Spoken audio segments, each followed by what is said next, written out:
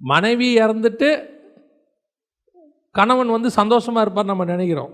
ஒரு 75-80 வயசு ஒருத்தர், மனைவி இறந்துட்டாங்க.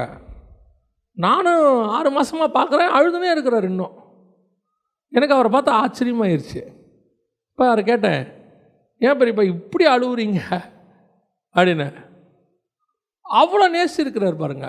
அந்த அம்மா இல்லாத போது தான் அவருக்கு என்ன தெரியுது, அதோடைய அருமை தெரியுது. சில ஆட்களுக்கு இருக்கும்போது என்ன செய்ய மாட்டேங்குது, தெரிய மாட்டேங்குது. போன பிறகு தான் என்ன பண்ணுறான்.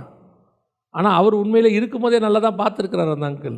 எதுக்கு சொல்கிறேன், சில நேரத்தில் எதை நாம் டிபெண்டபிளாக நினைக்கிறோமோ கர்த்தர் என்ன பண்ணிடுவார், வெளியே எடுத்து போட்டுருவாராம்.